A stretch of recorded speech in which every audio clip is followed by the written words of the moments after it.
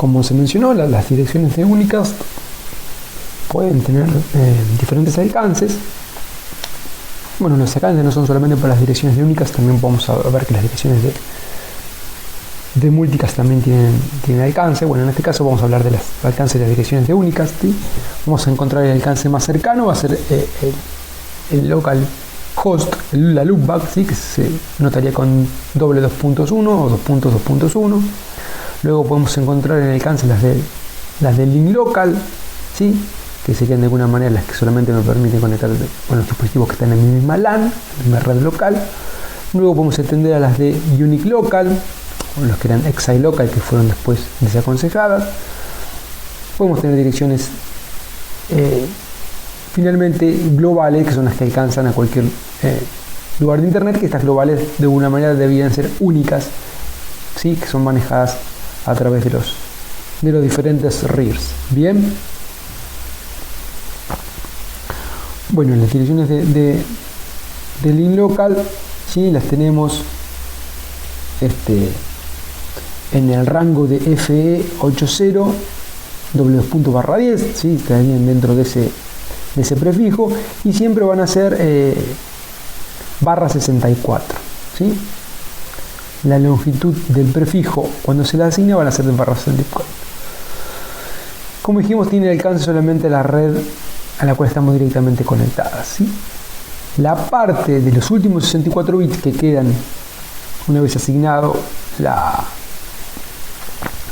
parte de la red, ¿sí? La parte de la red en general es FE80, pero puede tener otra red, o sea, tenemos varios rangos además del FE80. ¿Sí? Tiene que completarse con la parte de la interfaz, ¿sí? Con el interfaz ID. El interfaz ID son los últimos 64 bits de la dirección que se tienen que completar, ¿sí? En un principio esto se hacía, y bueno, se sigue haciendo todavía, usando direcciones físicas o direcciones MAC para generar esos últimos 64 bits. Es importante mencionar que estas direcciones de link local son obligatorias en todas las interfaces multiacceso. Yo tengo una interfase Wi-Fi y una interfase Ethernet. Para que la versión C pueda funcionar de forma adecuada, sí tiene que tener asignada una de estas direcciones. Además de una global, por supuesto, si quiero tener acceso a recursos fuera de mi red local. Bueno, ¿cómo se genera estos últimos 64 bits, este interface ID? ¿Sí? Que sería en la parte más baja, ¿sí? Lo que estaría acá marcado, ¿sí? Con interface identifier.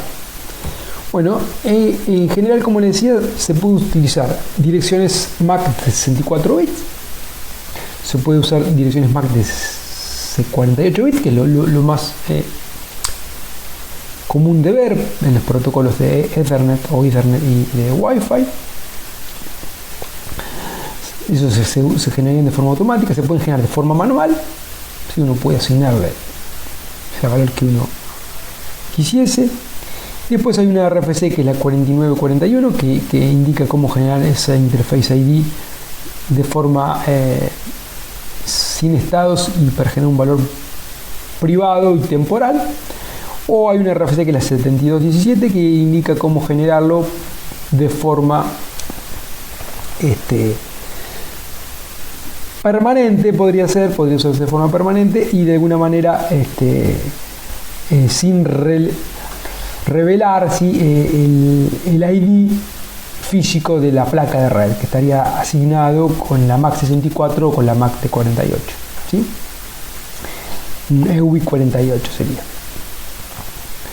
En general, lo que se sigue viendo es que se sigue usando las direcciones MAC para generarla, pero podría usarse lo propuesto en la RFC 7217, que ya para direcciones globales, sí, que también se usaba antes un método parecido a este para generar la parte, bueno, se usaba este mismo método para generar la interface ID, ha sido desaconsejado en pro de esta RFC 7217. ¿Cómo sería esta asignación? Bueno, tomemos por ejemplo una dirección MAC. En este caso tengo la dirección MAC 005421CB9792, que sería, ¿sí? Una edición de 48 bits, donde los primeros 3 bytes son asignados, ¿sí? A el fabricante por la IEEE, ¿sí? y los últimos 3 bytes serían asignados por el fabricante de forma secuencial o son un mecanismo de manera que sean únicas. Bueno, tomando estos 48 bits los extiendo para completar 64, ¿sí? Esos últimos 64. Entonces, bueno, la parto en estas dos partes, ¿sí? La parte de los primeros 3 bytes y los últimos 3 bytes. Los últimos 3 bytes los copio tal cual. Al medio pongo FE y los 3 bytes más significativos, ¿sí? Los altero un poco. Altero el bit que está indicando que es única o es local. Si es 0 es única, si es 1 es local, lo paso a 1, ¿sí? Si fueras 1 lo pasaría a 0, ¿sí? Entonces me quedaría estos 3 bytes más significativos alterados.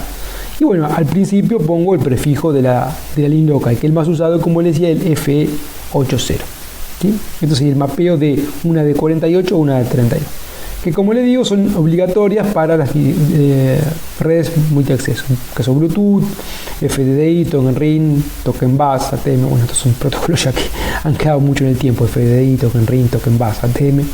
Si lo vemos en Ethernet, lo vemos en 802.11, lo vemos en Bluetooth, lo podemos ver en protocolos tipo Zigbee, 802.15.4, ¿sí? Acá tenemos un ejemplo, ¿sí? Donde tenemos una dirección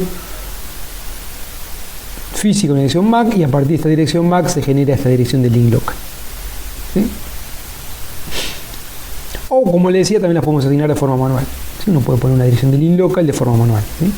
Uno puede asignarla de forma manual, de acuerdo a como se ve acá en el ejemplo.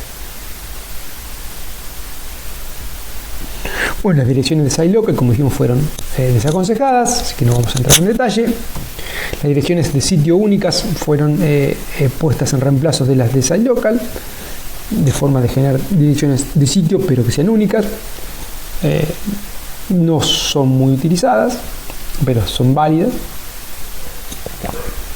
El problema que tenían estas de site local era que no eran únicas, ¿sí? Entonces iba un poco al modelo de direcciones privadas, ¿no?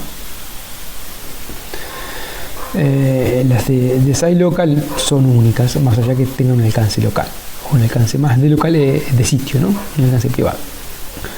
Tenemos direcciones de compatibilidad, donde metía una dirección IP versión 4 dentro de una IP versión 6. Estas fueron también desaconsejadas, ¿sí? O sea, metía hasta 32 bits dentro de los 128. Tenemos otras que son similares, que son las de mapeo, donde todavía siguen estando en uso,